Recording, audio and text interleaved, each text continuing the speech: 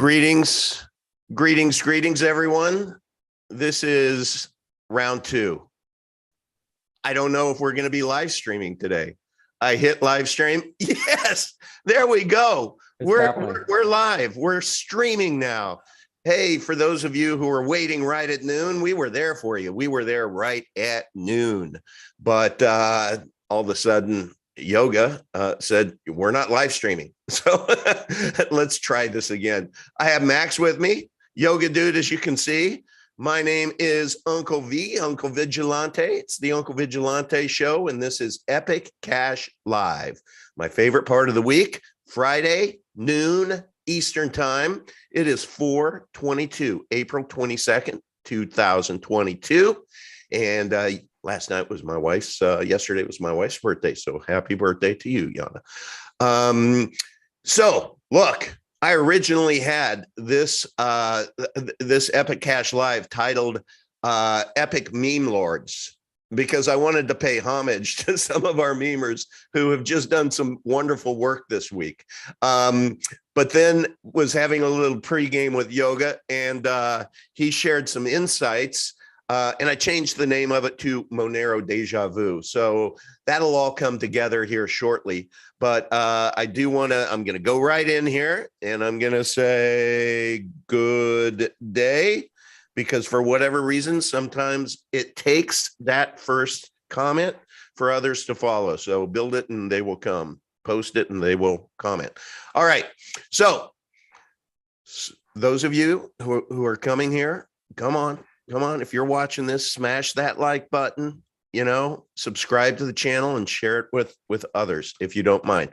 Okay, so we're going to have a little fun here at the beginning, and I just want to share with you some memes that have popped up this week that I thought were just excellent. This one is kind of funny right there. Can we see this? Can you guys see? Is it showing anything, gentlemen? Yeah. So superior money does what? Oh, there we go. I'm sorry. They're just hiding all over me. So yeah, superior money does what? So this is kind of normal land, right? Hello, bank. Can I get a loan? No.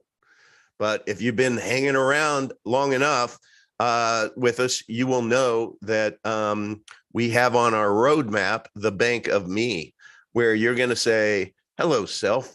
I'll be borrowing against my Epic Cash holdings for a loan. And yourself is going to say, how much? And you'll transact with yourself, and good things will happen. So I wanted to share that one. That's just a little bit of visionary action here. Let me stop share that. I'm going to get out of this so that I don't muddy up everything else. This one I really loved. This one is really cool. So I mean, I'm not going to sing it for you, but you know it. The song's in your head. Every breath you take, every move you make, every bond you break, every step you take, I'll be watching you. Yes, that's Bitcoin. That's a surveillance coin. And then over here is Epic. Meme lords, I just love you. You say so much with so little. And then the last one that I want to do before the next last one is this one, which is blah, blah, blah, blah, blah, blah. Oh, here it is. And Max Freeman, you've been around a while. Can you kind of explain this graphic? Yeah, it's the darndest thing. So in our short history, 2.5 years, we've had 6, maybe 7 major phase shifts where we go from one level to the next. The way these things work is there's kind of like a slow build of pressure in the absence of any positive catalyst to prod people to go and buy the ongoing mining emission. So there's 5,760 coins a day. Most miners mine buying to pay the bills, not to be long-term speculators on crypto.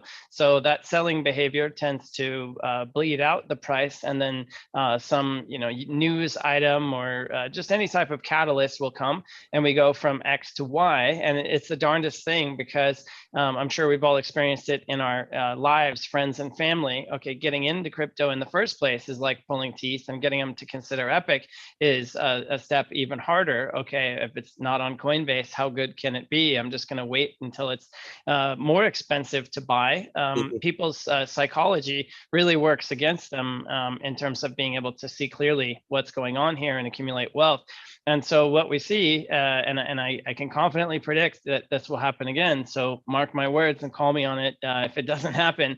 The next time that we go for a run, the people who are not interested today will be knocking on your door saying, hey, can you help me set up a wallet? Can you help me get some? We just went from $5 to $8. Do you think it's too late, or should I go buy now? Like nobody wants to buy. I shouldn't say nobody, but the standard behavior is to be fearful when something is cheap and to be greedy when it is expensive. And that's why most traders lose money. And they're kind of like food. They're structural. They're like plankton for the baleen whales that absorb them and go up the food chain. So if you don't want to do that, then you should dollar cost average patiently, so that you're accumulating over time. And then when you need to sell, you should be looking for those opportunities, because right now we're trading 50, 100 grand a day, and the price is weak. But 3 months ago, we were trading $500,000 to $700,000 a day, and the price was through the roof. You can get 30, 40, 80% more in a day. And so I don't know what it will take to change that, if it ever will. But certainly, as educated people who are taking the time to listen to this, you can position yourself to be on the right side of the manic schizoid Mr. Market. That's exactly right. All right, thank you. Well, last week we referenced everyone. Yoga had gone to the Bitcoin conference, and he had made a really interesting observation. I promised you that I would find this, and we did. And so, Yoga, can you please explain to me what we're seeing here? Yeah, I believe that's a steer. So with a lot of pomp and noise and press and PR, Miami unleashed the Miami Bull at the Bitcoin 2022. And the irony that was initially missed on people was that the bull has it's missing some vitals. It's missing some cojones, some huevos, some balls, I actually thought that it was a really ironic thing, because, this thing is supposed to go against the Bull of Wall Street, which, by the way, is endowed tremendously with big brass ones. And I thought that it's just, in a place as virile as Miami, to have this as your establishing shot at greatness was very weird. But then I thought a little more, and I thought, well, you know what? It actually represents Bitcoin really well. It's a castrated bull. Because let's call the left one fungibility and the right one privacy. Okay, and then that would get us to what? Something that looks a little bit more like that. Yeah, so we found something like the tackiest pair of knockers off of a truck. And that's kind of a more appropriate. Again, if you really do want to challenge the Wall Street, if you want to challenge the Wall Street bull, you kind of need a little more. You need some testosterone, man. Yeah, and if Bitcoin wants to be more, usable to people across the world and not just to bankers, privacy and fungibility they're mandatory components, in my opinion, of any kind of. I mean, it's about security, it's about trust. It's not about abiding the law.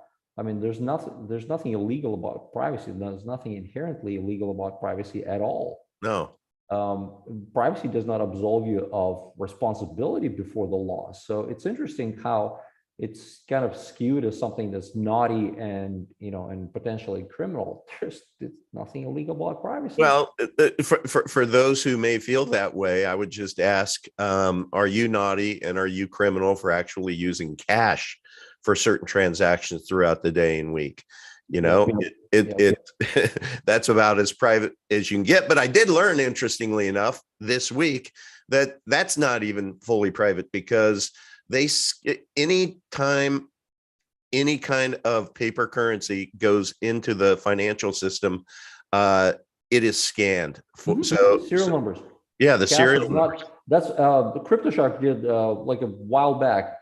He did a short video. He's sitting in his Tesla counting $100 bills, pontificating about fungibility, and saying like, hey, we're told that money is fungible. Well, pocket change is fungible, but a dollar bill, a $5 bill, and on, they're not fungible. They can tell you how naughty that bill has been, where it traveled. Every time it stops by a bank, it's checked against the database. And so cash is definitely not fungible. Well, I just want to say thank you for becoming our new meme lord, because that was your photo you took, which is yes. Which is I've been a meme lord, so it's good job. Good job on that. Now there's another graphic that you've created that I'd like to share before you get into the title of the show. And it is this one, and I think this is pretty astonishing. Can you educate us on this, Yoga? Yeah, definitely. What do we see? This is a snapshot. Oh, it cut off. Here we go. Okay, so this is a snapshot of our nodes in action for the last, for the last 6 months or so. And in the last month, so right around March, middle of March, we took a snapshot, collected some data, and put up the nodes that people are running. And we were in impressive 115 countries and in 1,718 cities. Okay, and only a month later, this is a snapshot from yesterday, actually, the April 20. It was April 21st, 2022. We added 6 new countries and 300 and change cities. So we are growing, we're expanding. And if you want to look at really meaningful statistics, this is them right here. This is real people, real use cases, real nodes, real decentralization of a real project. Okay. Mm-hmm. So we added some interesting regions like Armenia. We added Libya, which, as you know, is undergoing an economic collapse, or has been undergoing. It's quite a show.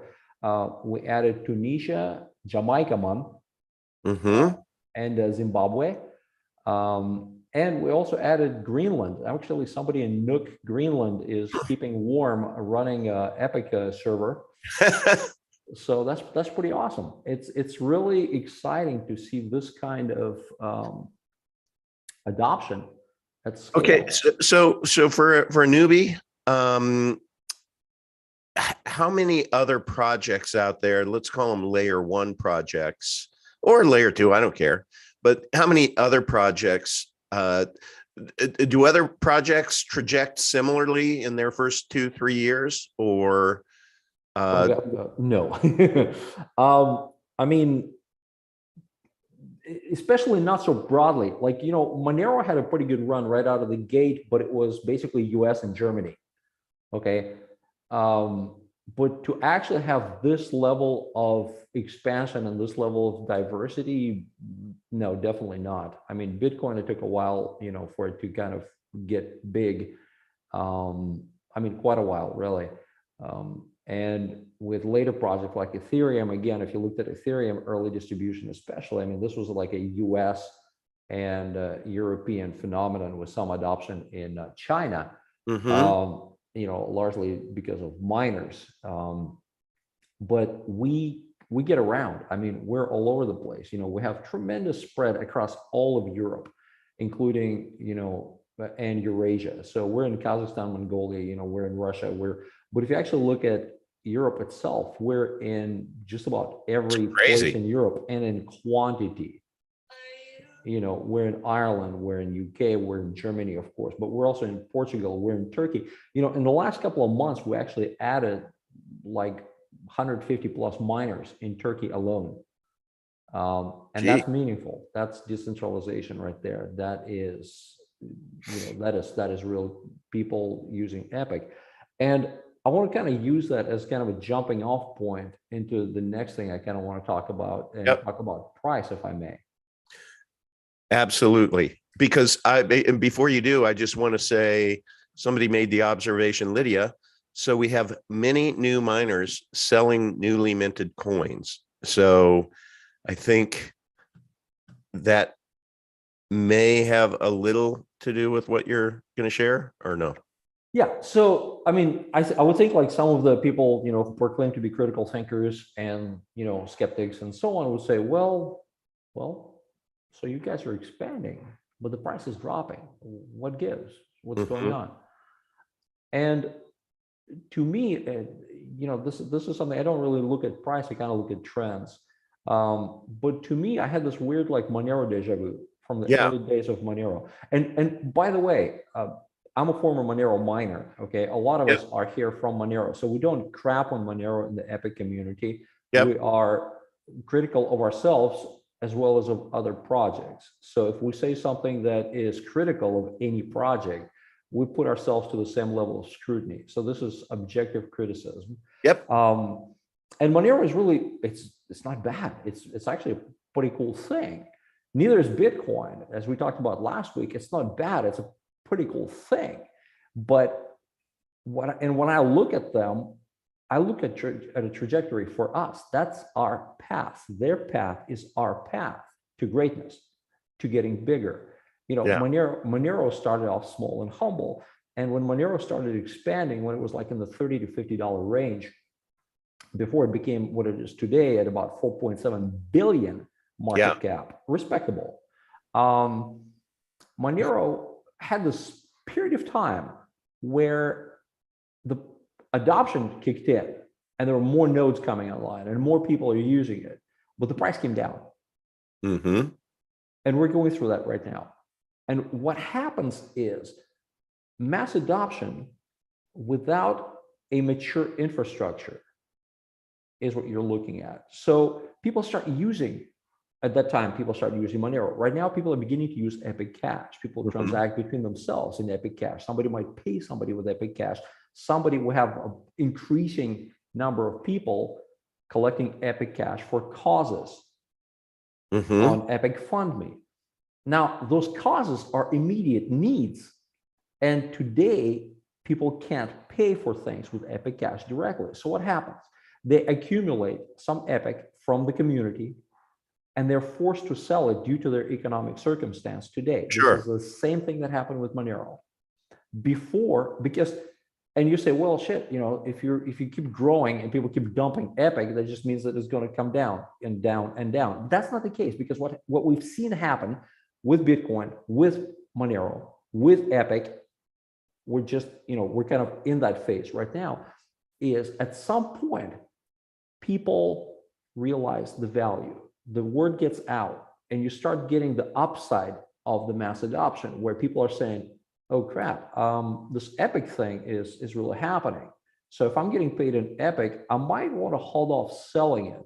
And on the flip side of that, somebody who got paid in, somebody who bought Epic sees the value of Epic, and they kind of look at the market like, well, where else can I get some cheap Epic? And they start buying it up. So the awareness that this transaction brings, just like we were giving people, I tipped a stranger 1 Bitcoin for a pretty good joke. It was better than a knock-knock joke, okay? But that was 2011. Right. It's those types of use cases that give it today's price.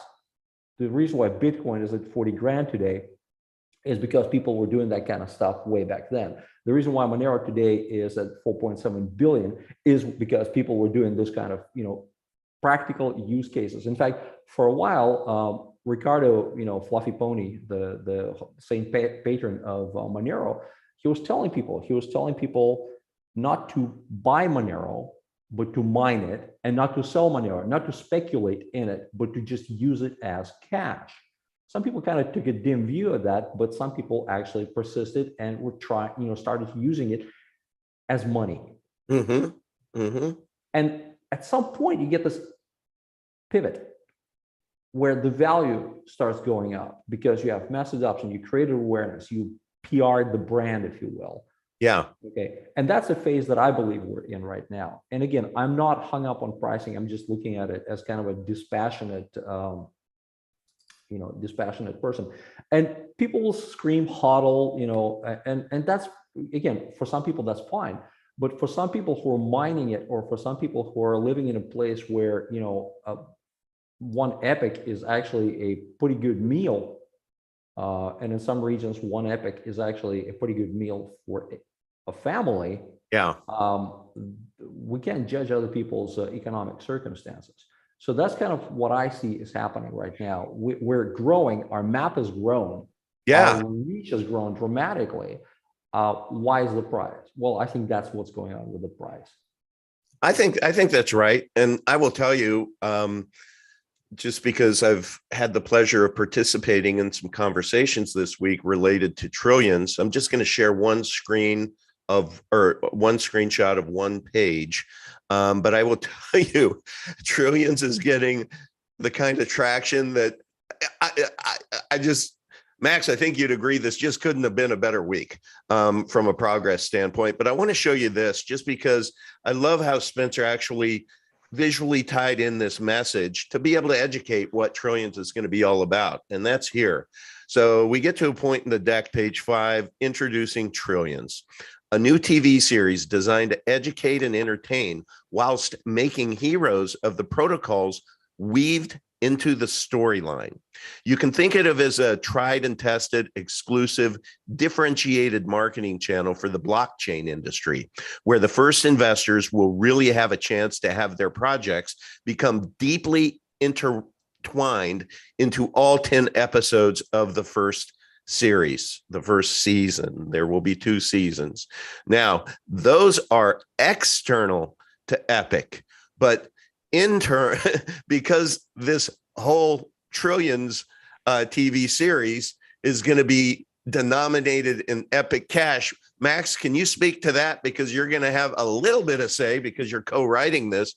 How is Epic going to be woven into this? So I'll give you an example. Let's say you had a story that was taking place in an office building, as an example. All right, what is the building named? What signs are on there?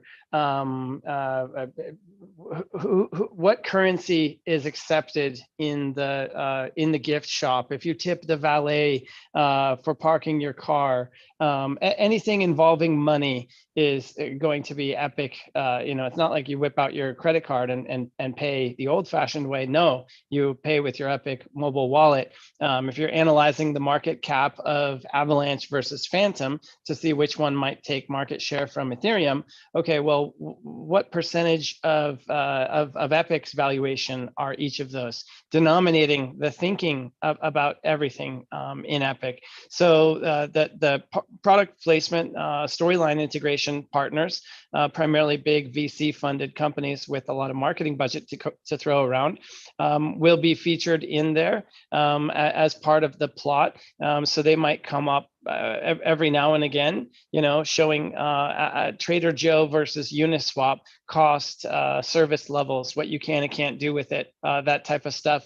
But for every mention of everything else cumulatively, Epic will get much more than that. So if you imagine like extras or kind of peripheral characters versus primary protagonists in the story. I mean, the protagonist is named Ava Freeman after all. So, you can't get more interwoven. Yeah. And who's this gentleman? I know the handsome one on the right, but this gentleman on the left, not Not a slacker, pretty sure. Huh? Yeah, this is not their first rodeo. Mars was telling me that his first major success, Pool Hall Junkies, the reason, or a big part of the reason why that was so successful was because he was the number 94 pool player in the world at that point in his life, or something like that. So he had a really deep knowledge and understanding of what it was like to be in there playing pool. Same with the gambling show that he's doing, The Count, about, I think it's blackjack. It's something that he knows very well. And so he and I have spent a lot of time on understanding in a very granular, nuanced way what we live in this wild world of crypto to make that come through in the show. If you look at Billions as an example, those guys know what they're talking about when it comes to equities and hedge funds. And it's authentic, it's entertainment, but it's also engaging for people that do that as work every day. And so imagine you have one member of the family who's into crypto. Mom, dad, like, okay, let me finally tell you about this. I'm doing really well. I want you in it. All right, well, let's watch this show together. And it's entertaining for everybody, but it also doesn't alienate the insider by being cheesy, because it just doesn't look and feel right. It's not going to be like this, where the main character is like,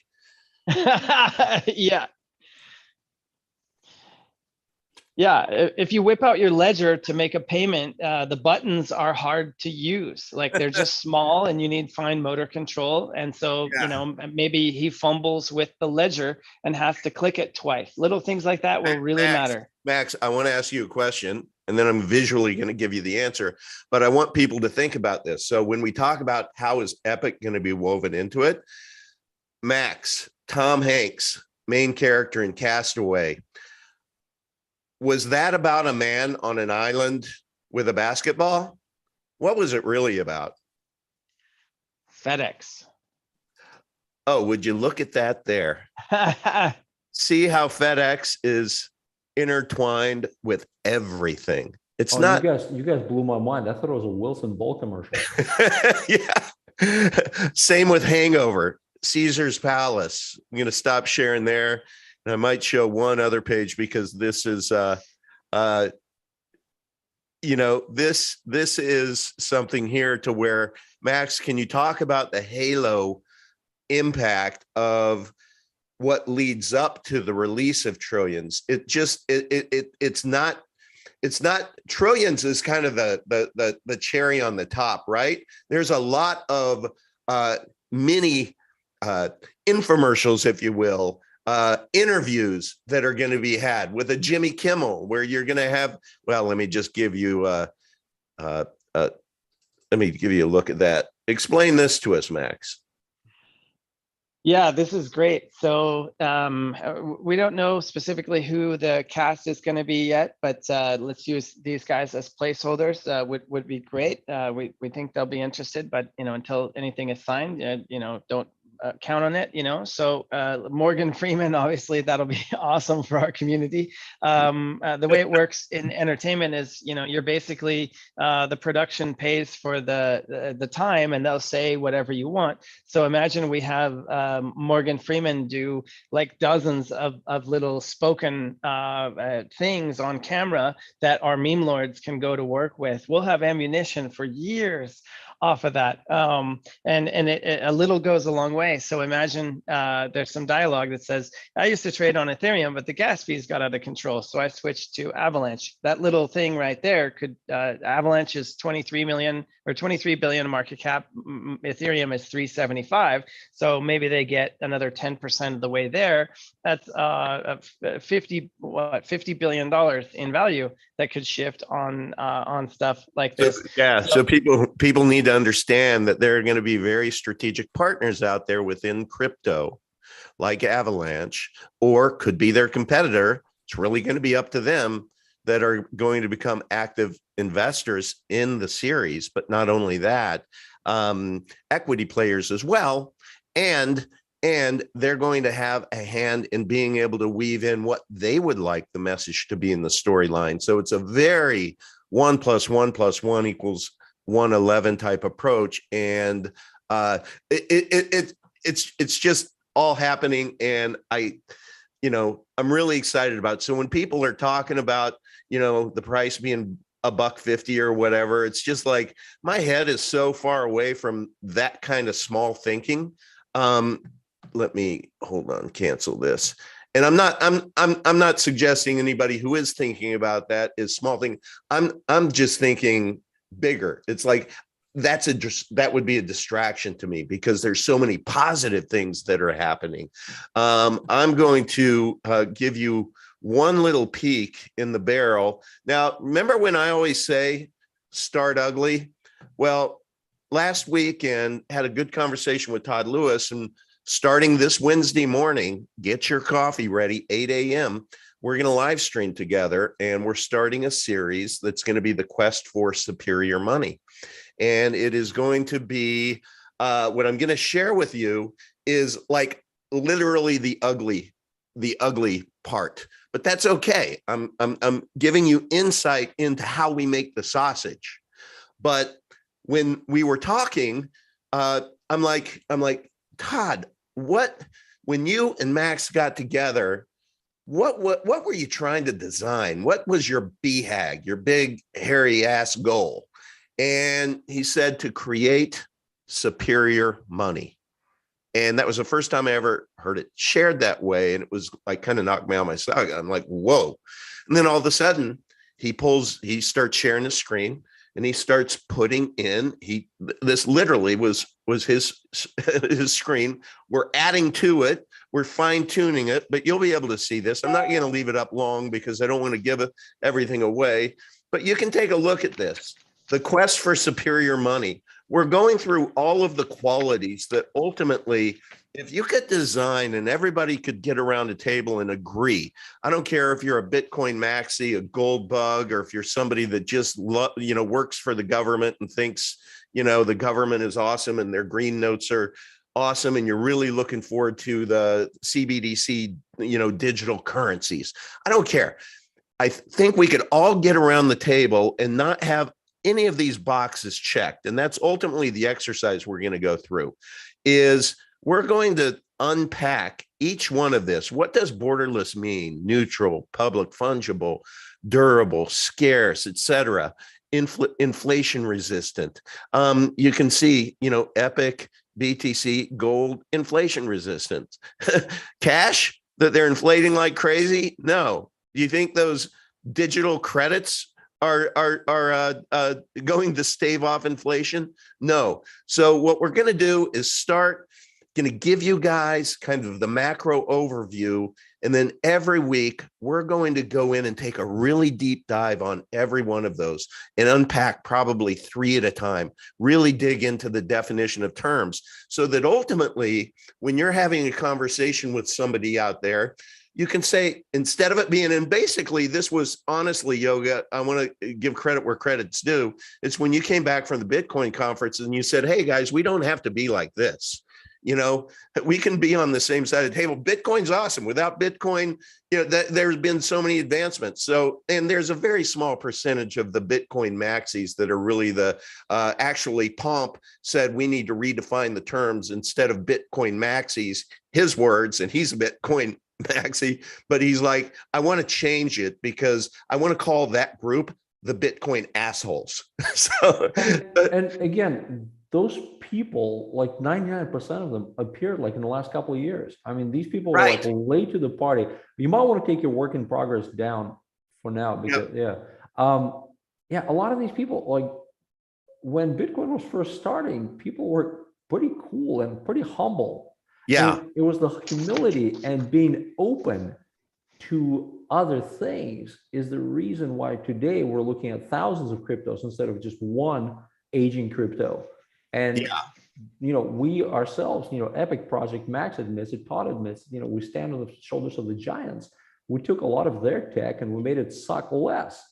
We took the tech that was best and we took, and we keep taking it. This is one of our cool advantages, is that if there's tech out there that is better than ours, like better proof of work, for example, we can subsume it into, we can absorb it. That's right. our infrastructure. So this is why Epic, I think, is, much more future-proof than a lot of these other. Yeah. And by the way, everybody who was looking at that, there were some boxes that that didn't have anything in them. Right. The only reason it did was because those were right before the show.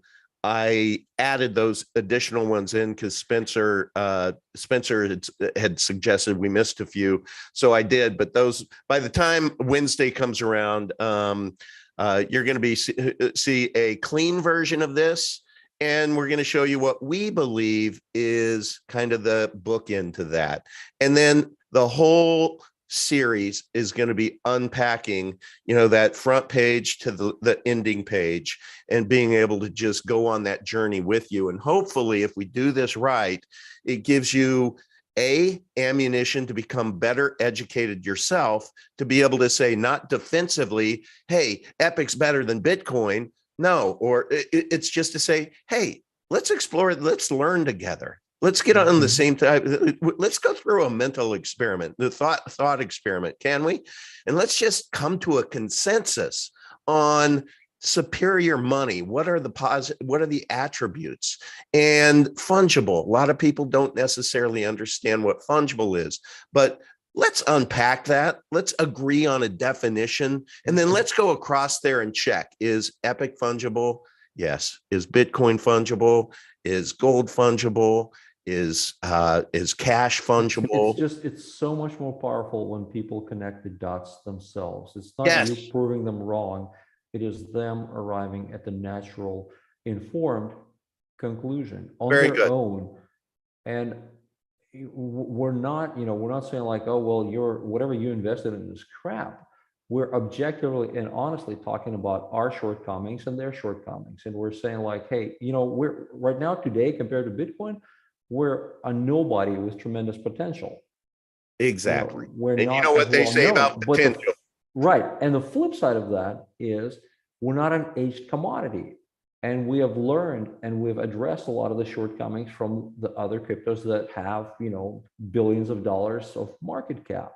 Yeah. And yet we don't have that market cap yet. So knowing what you know today, who do you think is more likely to go 10x, 100x? Because let's be honest, economic component is definitely always part of the equation. We're not doing this, out of just sheer altruism. We're doing this, sheer altruism is a component.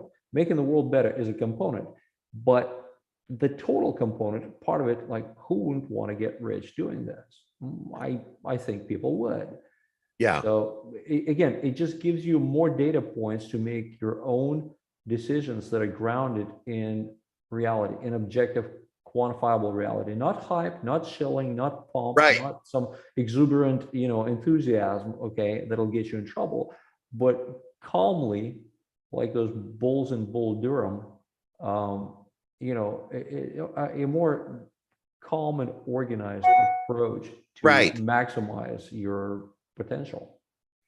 Yeah, and so I'm really excited about this, and I'm excited. Spencer is helping us work on a PDF that's going to be interactive that ultimately we hope to be able to share with you, the community, to where it could literally be this blank PDF with all of the qualities or attributes on the left side, and you have Epic, Bitcoin, gold, Federal Reserve notes. And again, this is just for a thought experiment to get people thinking.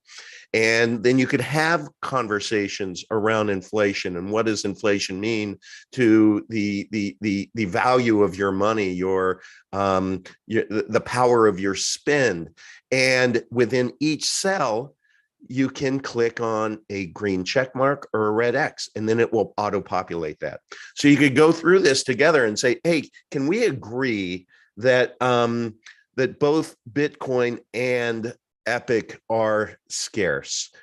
Oh, absolutely. 21 million. There'll only be 21 million. Can we agree that gold should have a green check mark? Absolutely. Now you're doing this together. Well, can we agree that Federal Reserve notes are not decentralized? Of course. So let's for decentralized, they get an X. You can click X and it auto populates. So that was kind of the vision of creating this interactive tool that we as newbies, or we who are even a little bit more crypto savvy these days, might be able to go through there and just really exercise our brains on this, and hopefully arrive at the conclusion that if we're going to go A, B, C, D, E on which asset you would like to own, I think there's a story to be told here, no matter who you are, that you might want to be able to acquire a little bit of Epic Cash or a lot of Epic Cash. And you might want to just have on your radar that this business, with the government coming out with their central bank digital currencies, or coupons, really, because they'll be able to put an expiration date on those. If you don't do something right, yours might expire. That should be a cause for concern. And how can people ever know this unless they go through the thought experiment themselves with your help? So that's our goal. And then I hope to be able to then have the Todd Lewis Tech Talk with Todd as a series. And this will be the beginning of the series. So literally you could go to somebody and say, hey, look, start here. It'll be this coming Wednesday morning's opening bell conversation that we're going to have. And then we're going to unpack all of these over a period of 8 to 10 weeks. We'll see how many we can get to. But then that is then a tool for you to use. Who is it, guys, that Michael Saylor did that money series with? Max, he's the Bitcoin Maxi. He has the series, the What is Money? I'm drawing a blank on this one. Are you talking about Antonopoulos or? No, it's you got Max. You've talked to him about often, but anyway, you could Google, Michael Saylor, What is Money, and it'll go to this guy's show, and they basically did like they had a series of 8 shows or whatever. So that's just what we're trying to accomplish, except instead of approaching it from a marketing standpoint or a financial standpoint, it's really, we're approaching it on the design and what you would want if you could do it, how would you create superior money that is the one left standing at the end? So, we may be the little guy, David and Goliath, we're spinning our little stone, but you know how that story ends. So, and all right. By the way, Uncle, just save people some time if they don't want to watch 8 hours of Sailor. Just in 3 words, it's scarcity and HODL and Bitcoin. That's kind of it. That's pretty much his pitch. Okay. And anytime you hear him talk about Bitcoin, you can mentally substitute Epic Cash, and you'll actually end up with something that is much more honest of a pitch, especially today, because I like today that. That's Bitcoin smart. is kind of a commodity, and today Bitcoin versus Epic is much less likely to go 10x, let alone 100x. Then I like that. I like that suggestion. I do suggest people go watch that series though, because I think 4 and 8 or whatever are about cryptocurrency. So I learned a ton from there, but you're right. If people just kind of mentally go into it and substitute Epic Cash for Bitcoin. If you want to indulge a particularly masochistic streak and watch a lot of Michael Saylor, which I've done in the past, consider this also. Watch some of his earlier stuff first. He was a lot more humble and a lot more honest in the beginning. Yeah. Before he became the Bitcoin Jesus. So look at he had more hair, looked a little, younger. So look at those first, and then, and you can finish with like the Lex Friedman interview, which I thought was really powerful. But again, at the same time, anytime he says Bitcoin, say Epic Cash, and it really is a more honest statement today. Yeah, but the you're fighting human nature there, and this is why I think the BTC, why even Pomp was saying the BTC maxis that everybody's referring to that will try to cancel you if you hold anything other than BTC. He's referring to as the Bitcoin assholes, not maxis. And so with shit, what was we were talking about Sailor. I don't know, guys. It's Friday. I totally lost what I was going to talk about. Well, you're talking about Sailor and money, and you're talking about how Pomp is taking a much more enlightened, especially lately, much more enlightened and more inclusive narrative rather than just because Bitcoin.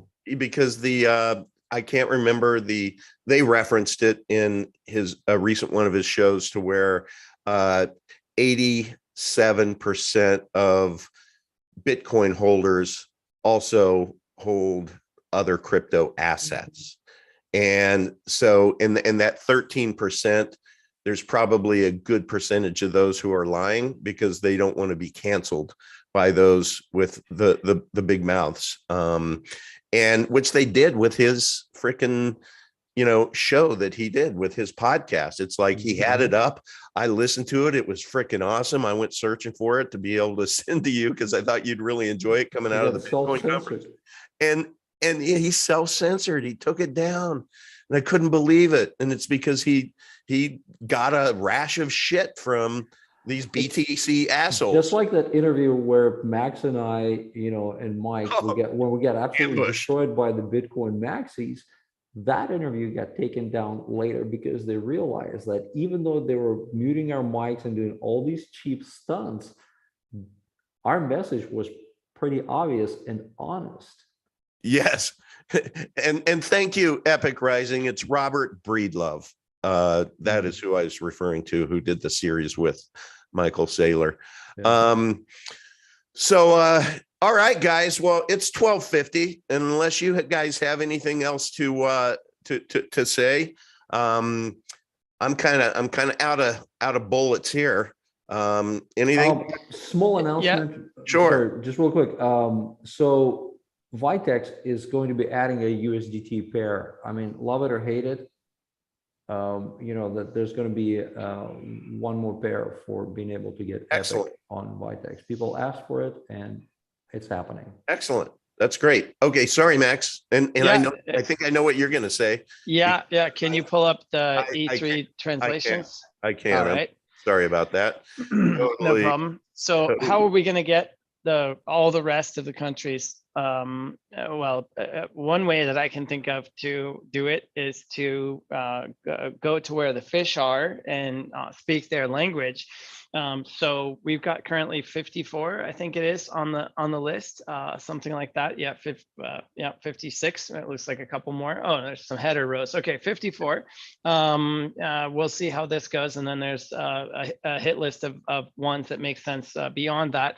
We went based on population. A lot of these languages you've never heard of have like tens or hundreds of millions of speakers, and they're places where we don't have any presence for the most part. So if we get a single person in each of these places, an Ernest Cosmic to spread the word in Ghana, that type of thing, or Batuhan in Turkey, it can be magical overnight. A single person can do a lot. So what we have going here, just go up to the top, please, if you would. Is so for each document, we've got a translation group of native speakers who review and find the words like Albanian, the word for Albanian privacy, as an example. You go to Google and you get one thing, and then they argue about it, and then it's something else. So making sure that we really have a high quality level, not just machine translation gobbledygook, and getting it right. So we hive mind, crowdsource the work. If you click on one of the documents, maybe go to Albanian as an example. That's a good one. Albanian. I don't see up at the top. Yeah. Oh, right there. Sorry. Yeah, no problem. So shout out to Edmund Mussini. He's been doing a great job on taking leadership on this. Yeah. So the whole thing. Yep, 37 pages. Yep. And every word, every phrase carefully, lovingly reviewed. A lot of these take like dozens of individual iterations. This is And the it's a third dynamic, yeah, it's a dynamic process too. I mean, they're still being refined, Jeez. right, Max? This is yeah, community in and action. this is yeah, and we keep getting better at this too. It was it was a Herculean effort to get the first Epic white paper translated into 20 languages, but it was really something that paid dividends. If you go spend money on an ad and then it's here today, gone tomorrow, nobody cares 3 months later, that's one thing. But here, this is something that somebody that discovers us in 2024 will be able to dig into. And so as we go along, our goal is to get an increasing percentage of our great content that we create into as many languages as possible, and really get a kind of a nervous system to get it out there. I just want to say, people, do you know, I'm looking at this 50 different languages with this care and feeding.